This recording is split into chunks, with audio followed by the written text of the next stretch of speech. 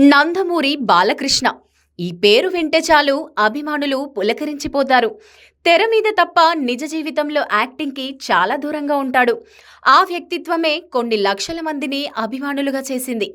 తెలుగు సినీ సినిమాలో రిపీట్ తెలుగు సినీ సీమలో డైలాగ్ చెప్పాలంటే బాలకృష్ణ తర్వాతే ఎవరైనా అనే కీర్తిని కూడా సంపాదించాడు. ఆ మాట నిజమని చాలామంది హీరోలు ఆన్ ది రికార్డ్‌గానే చెప్పారు. ఇప్పుడు బాలయ్య నోటి వెంట దక్షిణ భారతదేశం అంటే ఏమనుకుంటున్నారు? హిందుత్వానికి ప్రతిరూపం. ఇది ఎవరూ కాదనలేరనే మాటలు రాబోతున్నాయని తెలుస్తోంది.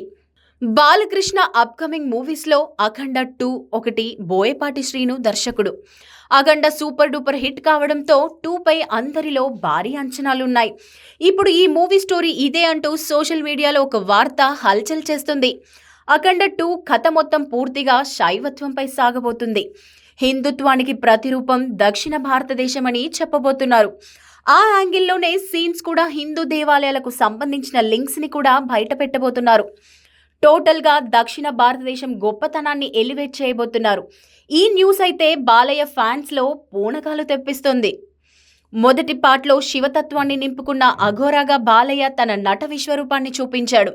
ఒక 2 నిమిషాల పాటు హిందూ ధర్మం గురించి ఆయన చెప్పిన డైలాగ్స్కి ప్రేక్షకుల నుంచి మంచి స్పందనే వచ్చింది. అలాంటిది ఇప్పుడు 2లో మూవీ మొత్తం హిందూ ధర్మం గురించి చెప్పబోతుండడంతో అందరిలో ఎనలేని ఆసక్తి ఉంది.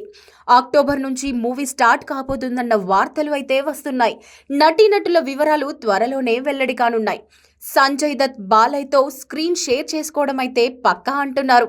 ప్రొడ్యూసర్ విషయంలో కూడా త్వరలోనే క్లారిటీ రానుంది.